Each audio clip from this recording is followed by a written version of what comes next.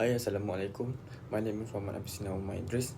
My student ID is 62215123482, and I am thrilled to present our project, the Charities Recycle Program, which aims to address two critical issues, which are waste management and community welfare. This initiative is designed to promote recycling while providing tangible benefits to underprivileged communities. So let's explore on how we plan to make this happen. Our project focuses on three main objectives. The first one is to reduce waste.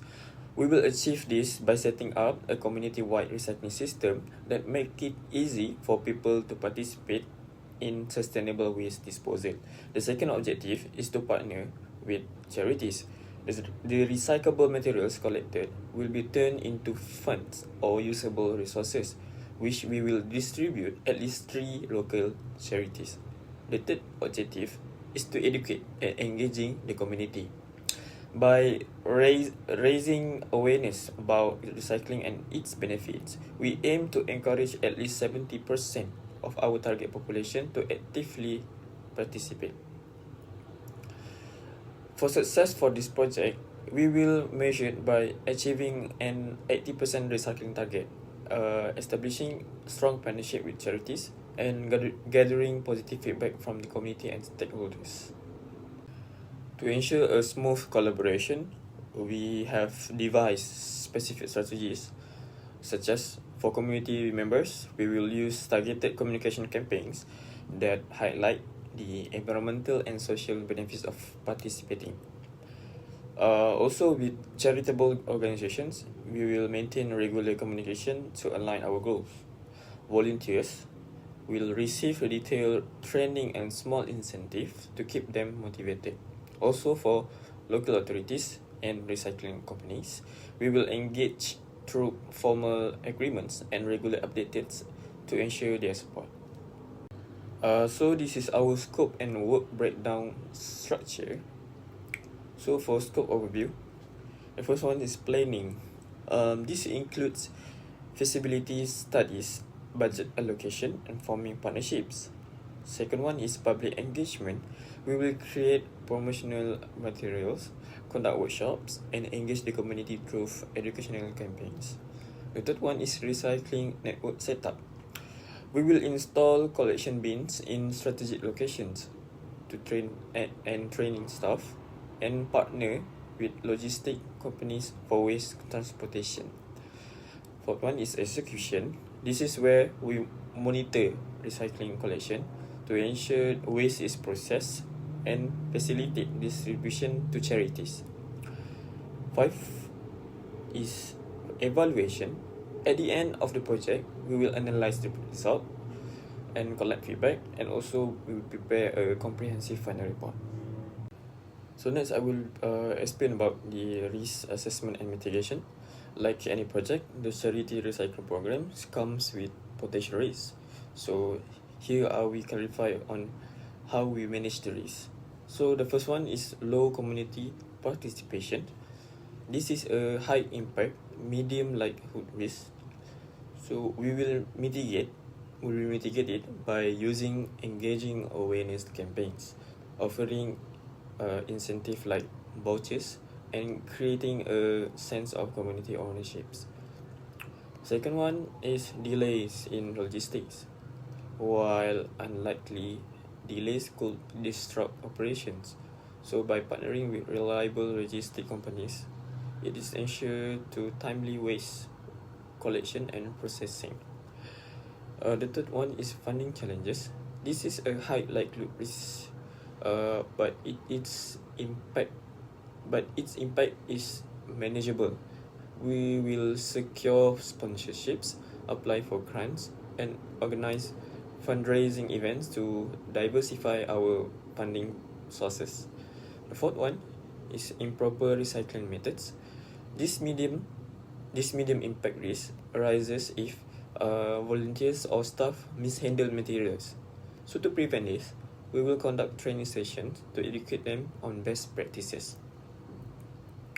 For risk register, each risk has been assigned an owner responsible for managing it within a specific timeline.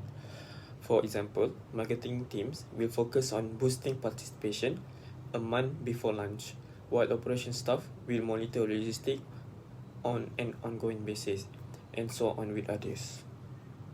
Now we move to the next slide is table for charity event.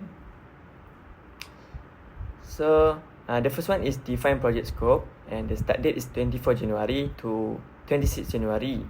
And the second is assemble planning team, that start 27 January until 30 January.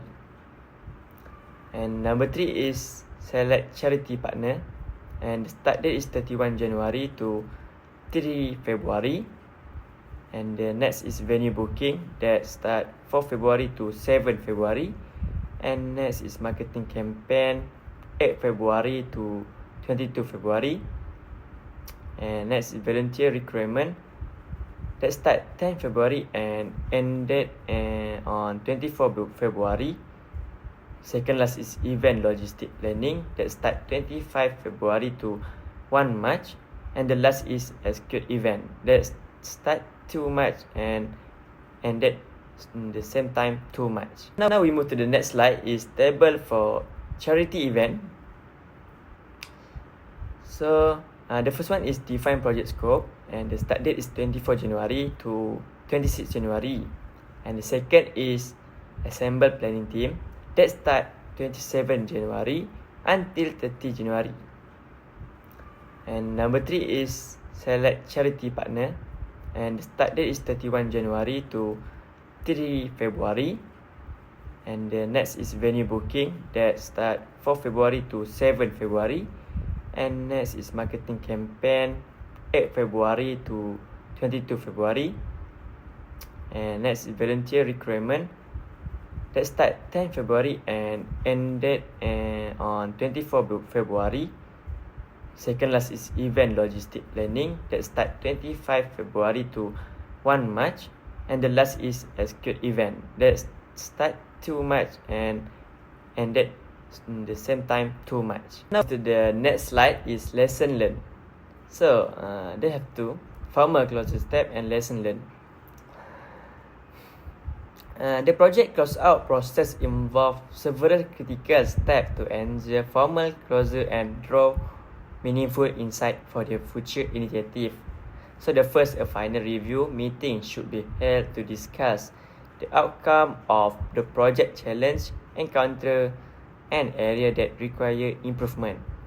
That's feedback from the team members and volunteer is essential to refine strategy for upcoming event. A comprehensive report should then be prepared, detail material collected, fund raised, and the extent of community engagement. So this report must be shared with stakeholders and participants to acknowledge their contribution and maintaining transparency. So additionally, the identify lesson learned is crucial for continuous improvement. The gaps in volunteer coordination need to be addressed through enhanced training and better communication. So we analyzing event turnout and the effective of marketing effort, such as prioritizing social media campaign over traditional flyer. This can provide valuable insight. So all these findings should be documented along with recommendation for improving logistic, training, and outreach effort. That's to guide future project effectively. So we move to the next slide. That's all from us.